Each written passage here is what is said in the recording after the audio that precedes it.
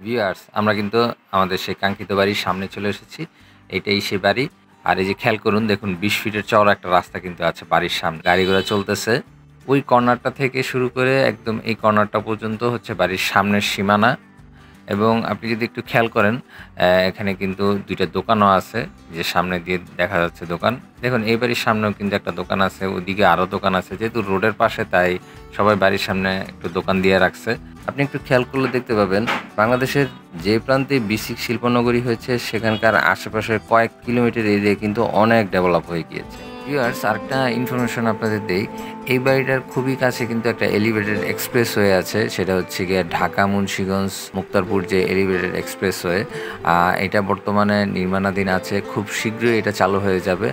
তখন কিন্তু এই এলাকার ভ্যালুটা আরও বেড়ে যাবে। একপাশে হচ্ছে গিয়ে শহর, একপাশে এলিভেটেড এক্সপ্রেসওয়ে। তো বুঝতেই পারছেন কতটা ভ্যালুয়েবল জায়গা এটা।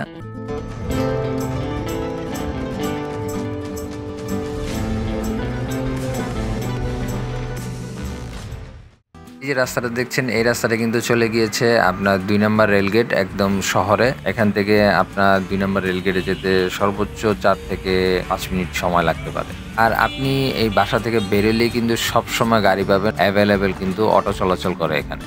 ভিউয়ার্স, চলুন আমি এবার বাড়ির ভিতরে চলে যাই, বাড়ির ভিতরটা একটু দেখাই। এটা হচ্ছে বাড়ির নিচতলার অংশ। এই পজিশনটাতে মূলত ভাড়াটিয়ারা থাকে নিচতলায়। আর এদিক দিয়ে হচ্ছে আপনার দোতলায় যাওয়ার সিঁড়ি। আমি বাড়ির খোলা অংশটাতে চলে এসেছি। আর এই যে খেয়াল করুন, যে দোকানগুলোর কথা বলছিলাম, এই যে এটা হচ্ছে কিন্তু দোকানটা। আর এই যে এদিক দিয়েও কিন্তু বাড়িতে আসার একটা গেট আছে। আর আপনাদের একটু দেখাই, দেখুন এই পাশটা কিন্তু পুরোটাই খোলা।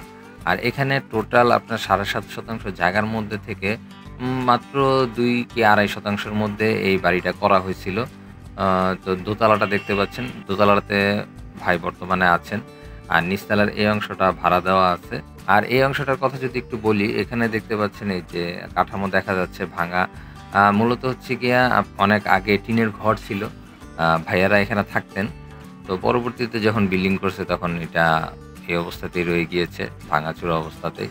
তারপর বিল্ডিংয়ে ওনারা উঠে গেছেন। আর এখানে আপনি খেয়াল করুন, এই জায়গা থেকে দাঁড়িয়ে আমি দেখতে পাচ্ছি ওই যে কর্নার একটা বিল্ডিং, এপাশে একটা, এপাশে একটা সুন্দর ডিজাইনের বাড়ি।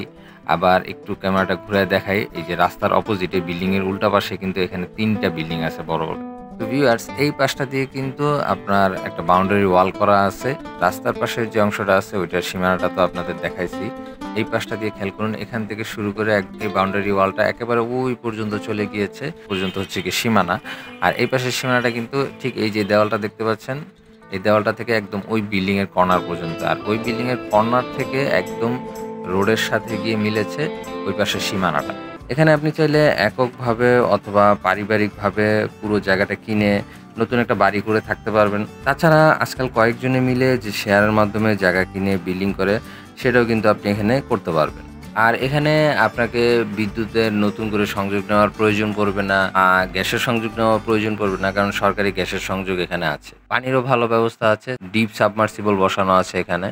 এই এলিভেটেড এক্সপ্রেসওয়ের যে জায়গাটাতে আমি আছি, এটা হচ্ছে গিয়া ভোলাইল মেইন রোড। এখান থেকে একটা অটো করে আপনি বাড়ির সামনে যেতে সর্বোচ্চ ২ মিনিট সময় লাগবে। ভিউয়ার্স, এই বাড়িটার সম্পর্কে আপনাদের অনেক ইনফরমেশনই তো দিলাম। তাছাড়াও এই এরিয়ার আশেপাশে যে ফ্যাসিলিটিগুলো আছে সেগুলো সম্পর্কেও আপনাদের ধারণা দেওয়ার চেষ্টা করেছি আমি। যদি সরাসরি ভিজিট করতে চান, স্ক্রিনে দেওয়া নাম্বারে কল করে আসতে পারবেন। যেহেতু ভাইয়া এই প্রপার্টিটা সেল করে দিবেন, সেহেতু অরিজিনাল যারা ক্রেতা আছেন তারাই কিন্তু যোগাযোগ করবেন। তারপরেও যারা আগ্রহী এই জায়গাটাকে নিতে চান, তাদের ক্ষেত্রে ভাইয়া আলোচনা সাপেক্ষে বলেছেন কিছু কম করে দেওয়া যাবে। তো ভিউয়ার্স, আজকের ভিডিওটা এই পর্যন্তই। দেখা হবে নতুন কোনো ভিডিওতে। সে পর্যন্ত ভালো থাকবেন, সুস্থ থাকবেন। আর অবশ্যই কিন্তু আমাদের চ্যানেলটা সাবস্ক্রাইব করে রাখবেন নতুন নতুন ভিডিও আপডেট পেতে। আসসালামু আলাইকুম।